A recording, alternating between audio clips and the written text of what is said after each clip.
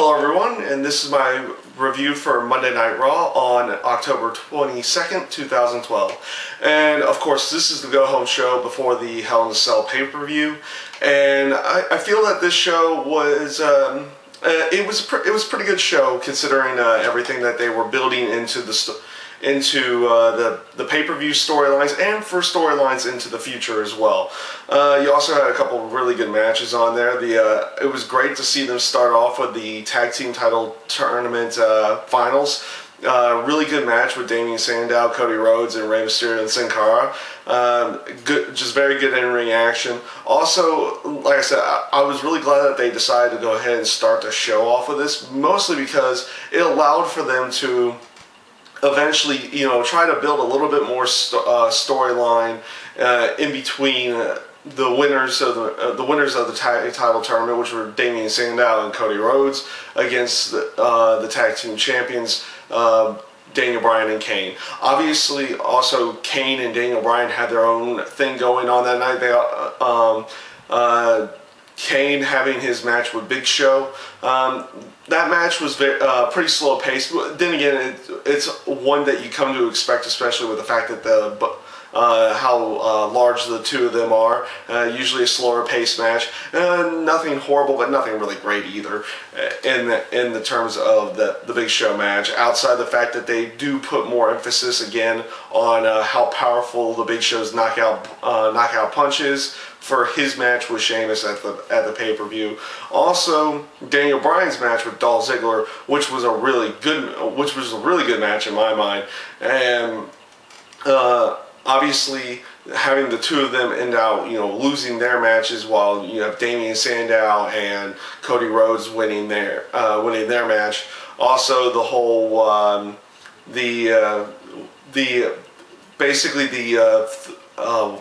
what is it? The rehash of the newly wedded couples game with the new tag team, or the new tag game that they put in there for the quote-unquote game show. Kind of glad that one never got off the ground on that one, because it could have been really bad. But in the end, it was definitely a good way of trying to put some interaction between the two tag teams before going into the pay-per-view. Also, it was a nice thing to see Matt Striker in a different light as well. He kind of came off a little bit heelish there towards the end of that. That was also a nice little tidbit as well.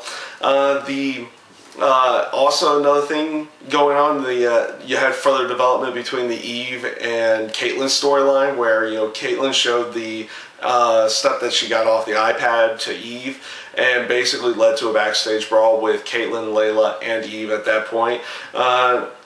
Obviously, this storyline is eventually going to come to a head, probably maybe at the pay-per-view, definitely, or maybe even on SmackDown before that. But that was definitely nice to see that they're making further progress. They're not taking it as slow anymore for that storyline as well. They put some more emphasis, they put some more emphasis with Alberto Del Rio as well. Basically, just putting him over a little bit more, having him beat Zack Ryder tonight. Obviously, they're just doing that to put Alberto Del Rio a little bit more over going into the pay-per-view match with him and Randy Orton. So, not necessarily anything great there, just something to help him get a little bit more over at that point in time.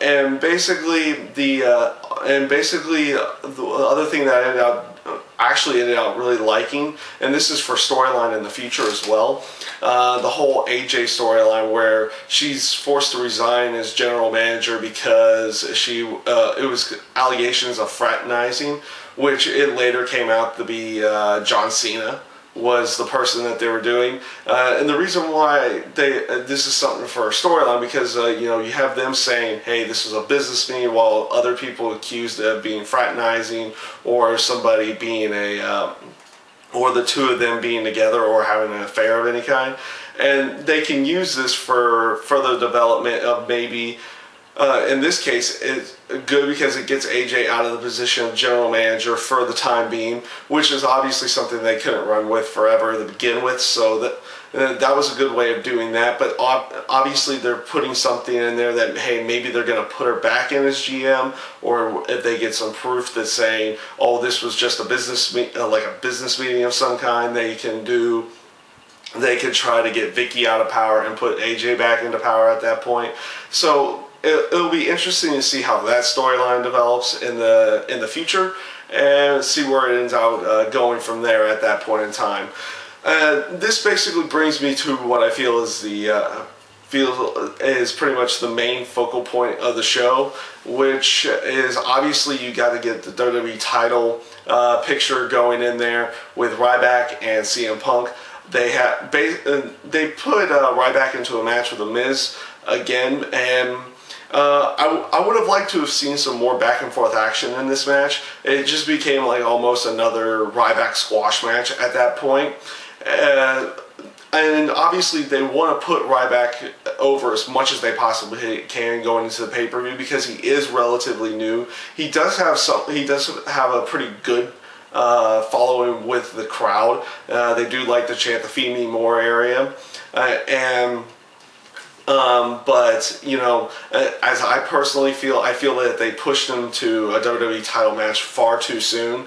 But they were going with their backup plan just in case Cena couldn't go for the pay-per-view, which he might have been able to, but they didn't know, so they went with this plan in general.